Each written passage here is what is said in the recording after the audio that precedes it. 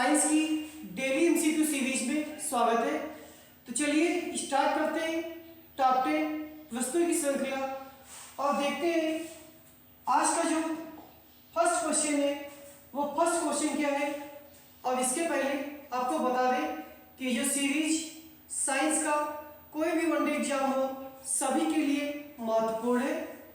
और जैसा कि आप जानते हैं कि ये सीरीज मैग्नेट बैंड क्लासेस के द्वारा चलाई गई है और आप लोग देख लीजिए ये कॉन्टैक्ट नंबर है और ये जो सीरीज है यूपी उन्नाव डिस्ट्रिक्ट से चलाई जा रही है। तो देखते हैं क्वेश्चन नंबर फर्स्ट क्या पूछा जा रहा है। कह रहा है न्यूरॉन इकाई है। हमें बताना है कि न्यूरॉन जो इकाई है वो किसकी है। और आप लोग एक क्वेश्चन बता दीजिए कि जो नेफ्रॉन है यहां पे वो भी याद हो जाएगा। नेफ्रॉन किसकी कार्यात्मक इकाई है, दोनों बता दीजिए। न्यूरॉन भी क्लियर हो जाएगा और नेफ्रॉन भी क्लियर हो जाएगा। आते हैं क्वेश्चन पे। न्यूरॉन संयोजी उत्तक नहीं, पेशी उत्तक नहीं, एपिथेलियम उत्तक भी नहीं। ये क्या है? न्यूरॉन जो होता है ये तंत्रिका उत्तक होता है। इस चीज को आप लोग याद करेंगे कि न्यूरॉन क्या होता है। न्यूरॉन तंत्रिका उत्तक होता है। नेफ्रॉन की जो कार्यात्मक इकाई है ये किसकी अगर पूछ दिया जाए तो आपका जवाब होगा किडनी कह लीजिए या गुर्दा कह लीजिए, एक ही बात होती है। किडनी की जो कार्यात्मक इकाई होती है वो नेफ्रॉन होती है। इसको भी याद करेंगे। नेक्स्ट क्वेश्चन की तरफ आते हैं और एक टॉप 10 वस्तुओं की साइंस की सीरीज है, बहुत ही इंपॉर्टेंट आपके लिए। कह रहा है कि निम्न में से कौन स्ट्रोक से खतरे के लिए कम जिम्मेदार है। देखिए एक से बढ़कर एक क्वेश्चन साइंस के, आपको क्या करना है, इन क्वेश्चन का रिवीजन करते रहना है। और जैसा कि आप जानते हैं 25 सेट कंप्लीट हो चुके हैं और ये 26वां सेट है। तो समझ सकते हैं कि कम से कम 250 क्वेश्चन की सीरीज अब तक दी जा चुकी है।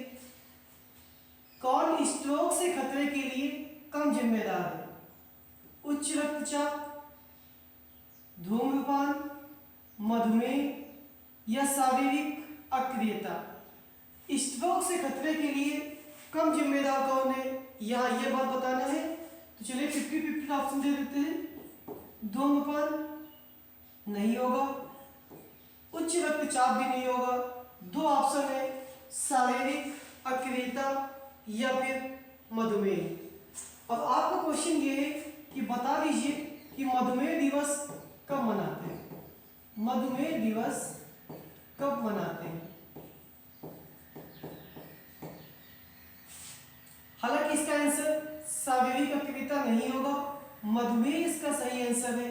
अब आपके सामने क्वेश्चन आ गया कि मधुमेह दिवस कब मनाते हैं, तो याद कर लीजिए आप लोग 14 नवंबर को मधुमेह दिवस मनाया जाता है। देखिए क्वेश्चन भी पूछते रहेंगे आपसे, तो आप लोग इस सीरीज को देखते हुए क्या पूछा गया है इसमें। एनीमोमीटर से क्या मापते हैं, किससे? एनीमोमीटर से क्या मापते हैं। और आपका क्वेश्चन क्या है कि आप बता दीजिए कि अमीटर से क्या नापते हैं। अमीटर से क्या नापते हैं, इसका जवाब देंगे आप लोग।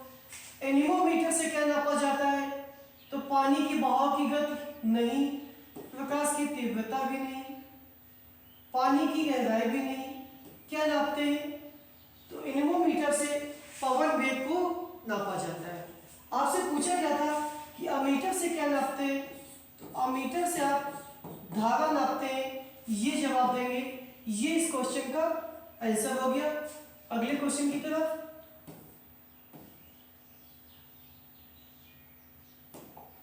निम्न में पौधों का श्वसन अंग, क्या बताना है कि पौधों का श्वसन अंग निम्न में से क्या है। और आपका जवाब क्वेश्चन क्या होगा कि जो प्रकाश संश्लेषण होता है, ध्यान दीजिएगा ये सब क्वेश्चन भी पूछे गए हैं। प्रकाश संश्लेषण पौधे के किस भाग में होता है? पौधे के किस भाग में होता है? तो इस क्वेश्चन का आप जवाब देंगे। इसका मैं जवाब दे देता हूं कि पौधों का जो श्वसन अंग है, फूल नहीं है, जड़ नहीं है, इनमें से कोई भी नहीं है, क्योंकि पत्ती इसका सही आंसर है। क्या आंसर सही होगा? पत्ती आंसर होगा सही। पौधों का जो श्वसन अंग होता है वो पत्ती होता है। आपसे पूछा क्या गया है कि जो प्रकाश संश्लेषण पौधे के किस भाग में होता है, तो आपका सही जवाब पत्ती होगा कि जो प्रकाश संश्लेषण पौधे के जिस भाग में होता है वो आपका पत्ती है। नेक्स्ट क्वेश्चन,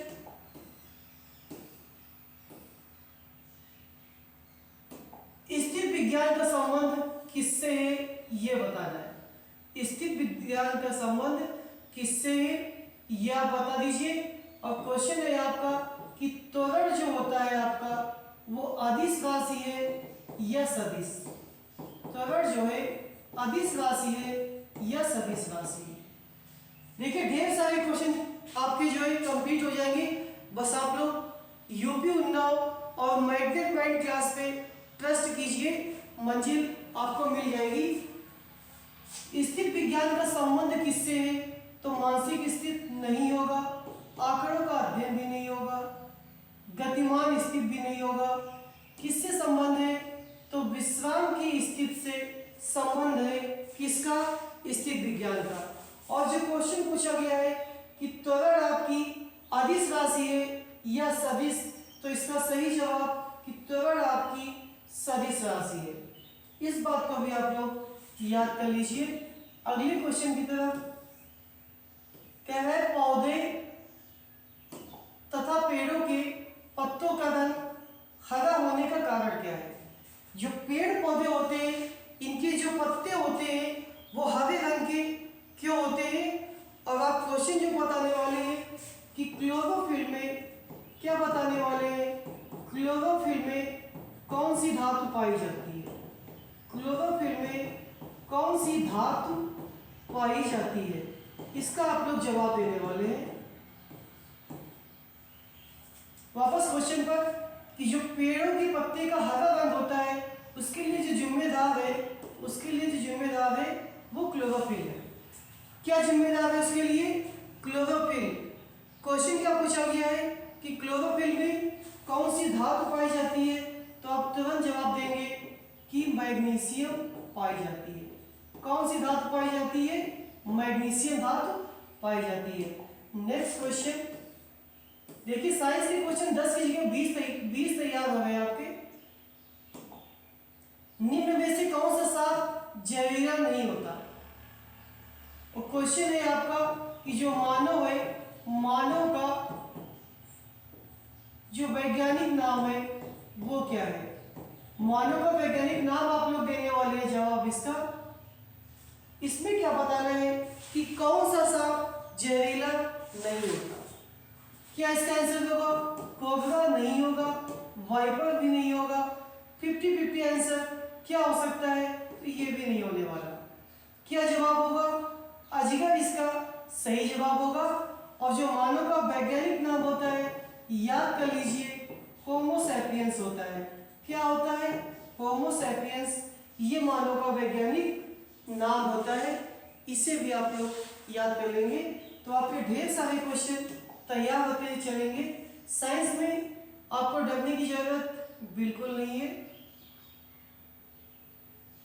इसमें क्या पूछा गया है कि डेंगू एक बुखार है जो उत्पन्न होता है और दूसरे मनुष्यों में पहुंचता है।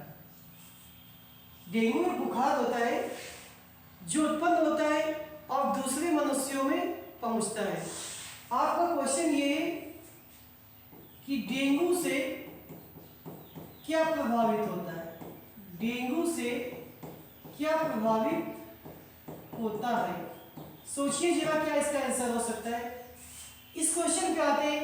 देखिए मादा एडिस सब में दिया हुआ है, ये फंगस लिखा हुआ है, यहाँ भी मादा एडिस, यहाँ भी मादा एडिस, यहाँ भी मादा एडिस, सब जगह लिखा हुआ है कि मादा एडिस। अब इसमें देखिए डेंगू किससे होता है, इस चीज को हटा दीजिए। ये एक्स्ट्रा हो गया। तो डेंगू जो होता है वो वायरस से होता है। किससे होता है? वायरस से होता है। और उसको जो दूसरे मनुष्यों तक पहुंचाता है वो मादा एडिज मच्छर पहुंचाता है। ऑप्शन बी आपका करेक्ट आंसर। और डेंगू से जो प्रभावित होता है वो होती है आपकी प्लेटलेट। क्या होती है? प्लेटलेट प्रभावित होती है। नेक्स्ट क्वेश्चन की तरफ। और एक टॉप 10 साइंस की सीरीज सभी एग्जाम के लिए बहुत ही इंपॉर्टेंट है। मानव शरीर में सबसे अधिक मात्रा में पाया जाने वाला तत्व। देखिए इसमें दो ऑप्शन सेम हो गए, इस ऑप्शन को हटा देते, सेम ऑप्शन हो गया और इसकी जगह हम लोग लिख देते हैं ऑक्सीजन लिख देते हैं। क्या लिख देते हैं? ऑक्सीजन लिख लेते हैं। तो अब आप बताइए इसमें कि मानव शरीर में सबसे अधिक क्या पाया जाता है। और क्वेश्चन पूछ दे आपसे, क्वेश्चन आप बता दीजिए। आपका क्वेश्चन ये है कि वातावरण में अक्वी गैस कौन सी होती है? वातावरण में पाई जाने वाली अक्वी गैस कौन सी है? तो क्या आपका जवाब होगा? इसका जो आंसर है कैल्शियम नहीं होगा, कार्बन नहीं होगा, नाइट्रोजन नहीं होगा, ऑक्सीजन ही आपका सही आंसर था। वातावरण में जो सबसे ज्यादा पाई जाती है अक्वी गैस वो आपकी क्या है? तो वो आपकी आर्गन है। इसको याद करेंगे, क्या है? आर्गन है। और आज की टेस्ट सीरीज का अंतिम क्वेश्चन क्या कह रहा है? क्लोनिंग पद का संबंध किससे है? और आप बताने वाले हैं कि राष्ट्रीय विज्ञान दिवस कब मनाते हैं? कब मनाते हैं राष्ट्रीय विज्ञान दिवस? क्लोनिंग पद का संबंध किससे है? अगर ये पूछ लिया जाए आपसे तो पर्यावरण नहीं होगा, व्यापार भी नहीं होगा, अंतरिक्ष विज्ञान भी नहीं होगा। क्लोनिंग का संबंध किससे है? तो ये आपका जनन विज्ञान से संबंधित है। राष्ट्रीय विज्ञान दिवस हम लोग मनाते हैं 28 फरवरी को। और ये थे आपके टॉप 10 क्वेश्चन। तो आप लोग इस सीरीज का लाभ उठाए और देख रहे होंगे आसानी से आपके 20 क्वेश्चन तैयार हो गए। 10 हमने आंसर बताए और 10 आप लोगों ने प्रयास किया या नहीं किया, हमने उसके भी आंसर बता दिए। तो सीरीज का लाभ उठाते हुए धन्यवाद।